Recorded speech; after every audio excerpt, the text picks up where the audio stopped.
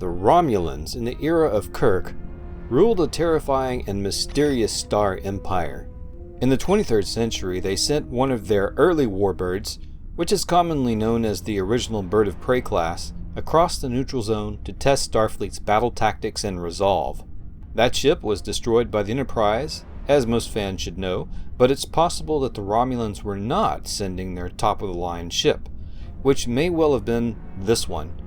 A ship that is larger, tougher, and more heavily armed than the one they sent.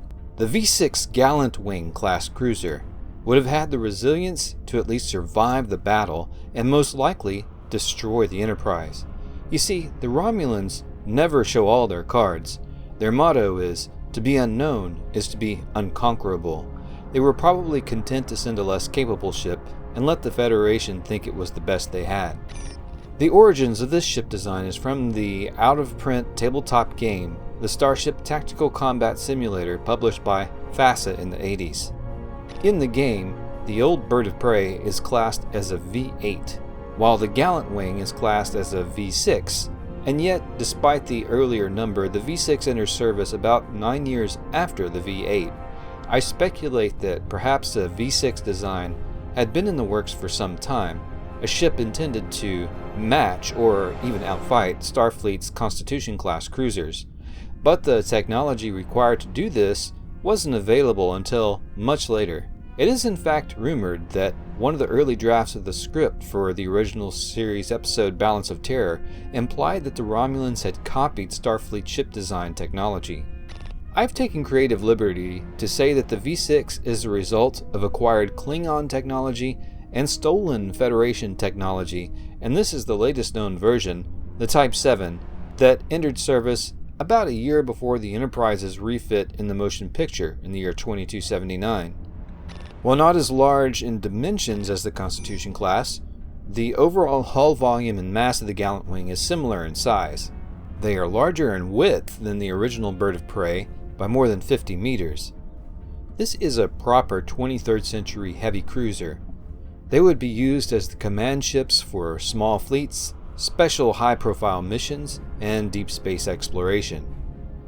We'll start with the engines and power systems. While the original Bird of Prey was severely limited in engine power, the Gallant Wing can match the Constitution class in available power and warp speed, able to cruise safely at warp 7 and in an emergency at warp 9. This is the 23rd century scale, mind you. The warp core runs horizontally through the core of the ship rather than vertically like on the Enterprise or other Starfleet ships, with the emergency ejection hatch here on the back. The Romulans have their own homegrown method for creating plasma for impulse drive and weapons. The fusion reactor itself uses plasma much like the old tokamak reactors on the 21st century Earth. In addition, they use a series of particle accelerators to energize the plasma with synchrotron radiation. This synchrotron plasma is shunted to engines, disruptors, and the plasma weapons as needed. Excess plasma is occasionally vented for cooling and safety from these aft vents. In addition, the reactor can create a microscopic quantum singularity or black hole for a limited time.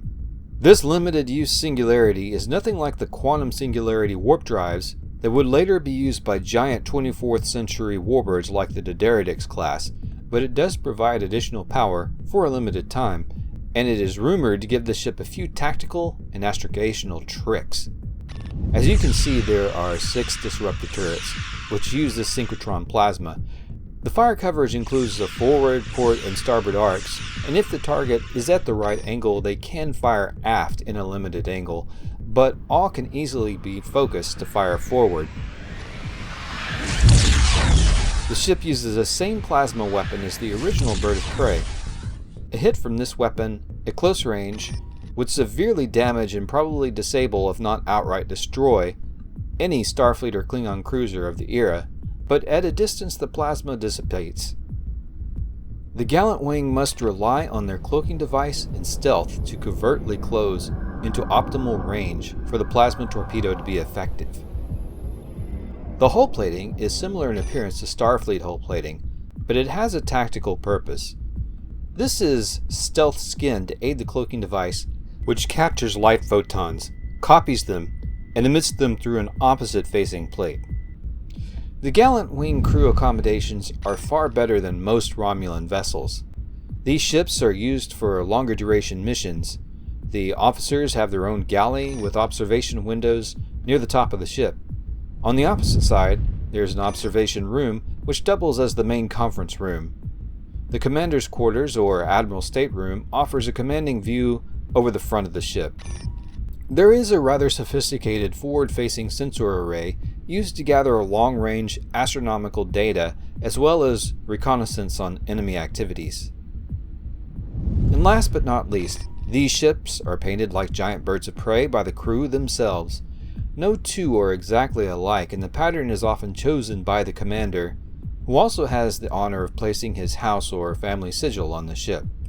This Gallant Wing is named Satask, after the Swords of Satask, two legendary swords that were given to the Romulans by Surak just before they departed Vulcan for the stars in ancient times. While the cloaking device for Gallant Wings is sophisticated enough to render the ship undetectable by most Starfleet ships of the day, Starfleet had deployed thousands of powerful sensor buoys on their side of the neutral zone that could be interlinked with Starfleet's patrol ships. This would severely blunt the cloaking advantage for any Romulan ships attempting to cross, but only at the neutral zone. Going around the neutral zone for any meaningful attack would take a lot of time, and for a war or invasion scenario, the logistics of this would make this untenable. One of the rumored abilities that the quantum singularity gives the Gallant Wings is to temporarily stabilize wormholes with chronoton particles. Although they could not control where the wormholes would emerge, they would probe even unstable ones in an attempt to find a secret way into Federation, Klingon, or Gorn space, where they could carry out Black Ops missions or even mount a surprise attack. And yes, everyone, you did see a Star Destroyer in the opening flyby scene of this video. A fan of the channel by the name of Schneeflock Monsoon has been writing Thrawn dialogue on the comments of most of my videos, and has offered to write some Thrawn dialogue for this video.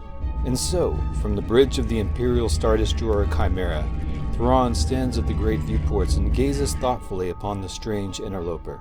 A sensor officer says, "Sir, a vessel came through. Seems we were right. It's some kind of rift in space-time." Commodore Farrow stands next to Thrawn and says, "All the black holes in this part of space in combination with the interdictive field must have somehow contributed to this phenomenon." Thrawn casually says, "Perhaps, sensor officer, route the image of the vessel to the side console. Maximum resolution, please." "Aye, sir." "That's not a Grisk ship.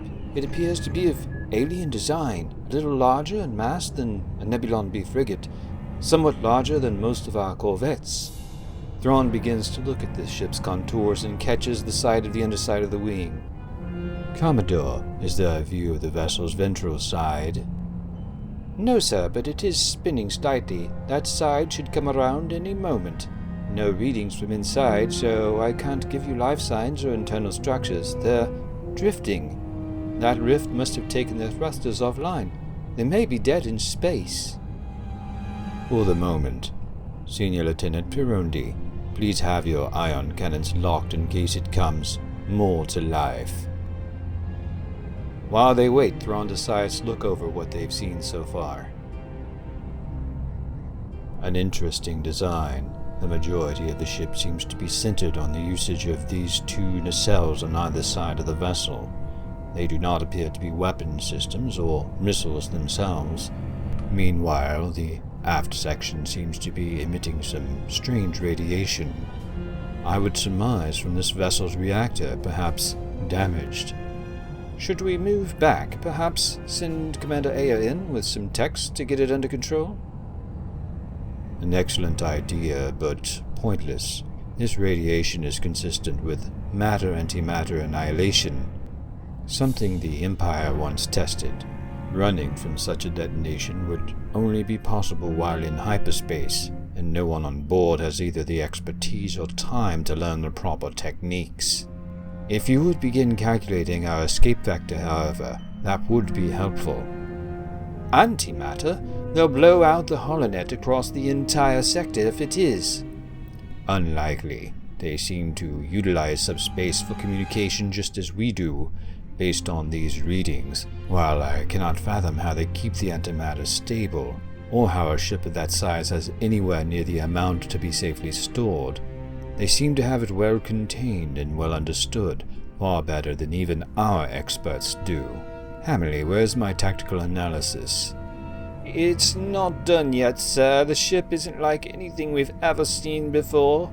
The best we've got so far are those grid lines along the hull that might be barely active shield projectors, but they don't seem to function on even the same principles as our deflectors. I'd almost say they're like planetary or ray shields, but in that layout they'd be nearly useless. Merely inefficient. Our own reactors do not have the consistent power output to utilize such shields as effectively on small ships, but they seem to have that issue well in hand. What other systems do you detect, no matter how strange or illogical they may seem? The bow has some kind of launching mechanism, though its design means it couldn't launch anything solid very well. Maybe a gas release for some sort of plasma weapon. With the right constriction field, it might be able to take a bite out of us, even at that size, but it wouldn't have range or accuracy worth anything. It'd have to be up close and personal. There also seem to be some kind of energy weapons along the front hull, 6 in total, arranged evenly on the ventral and dorsal sides for some good coverage. The nacelles and the pylons seem to have intakes of some kind, maybe collectors for interstellar gases, perhaps for easy refueling. The sublight engine seemed to be very powerful if it was moving. I don't doubt it could fly about as agile as some starfighters, not a TIE, but maybe one of the old Y-wing bombers. Any indication of unique technologies, interdiction generators or those of a cloaking field? None that we can detect, but we can't get anything from inside. The hull isn't made of anything we've seen before. Thrawn watches as the alien craft rotates, until the red bird of prey on the underside is visible on the camera. The Chiss's eyes widen slightly. It seems they've given you an advantage, Admiral. Pharaoh's expression changes when she notices Thrawn's intense gaze. Battle stations. Turbolasers to full. Prepare the heavies for a full barrage on the rift as well. Pharaoh and Perondi say in unison, Sir? The artwork of this vessel confirms my theory from the examination of the hull and surface systems. The beings who built this ship are proud, ruled by passionate emotions that drive them to prove their own superiority above all others. And above all, are deathly skilled at subterfuge and gathering information from their enemies and supposed allies. If they have even the slightest piece of information to take back with them, aside from the knowledge that they were utterly defeated, it will mean they will gain the ability to overwhelm us on our next meeting through new and uniquely deadly technology, specifically designed for our undoing. If we do not destroy or capture this invader before it escapes when they reach us naturally, we may be unable to stand against them. A cloaking device? We did not see that before. Perondi, destroy the rift immediately. Sir, I think the ship went through. But there's something you should know. While the ship cloaked, its visual signature lasted a little longer than its sensor readings. When it moved, I didn't get any readings from it, not even maneuvering jets. Whatever kind of cloaking field they're using, it's way more advanced than even ours or the Grisk. Indeed. It seems we will need to prepare more quickly than I anticipated. Communications officer, get me the Emperor.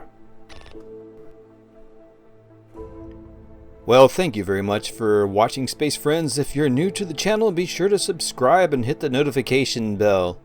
The website featuring this ship and much more is almost done. Please keep an eye on the community communications portal on this channel. I'll let you know as soon as it's done, maybe even put up a little announcement video. Until next time, Space Friends!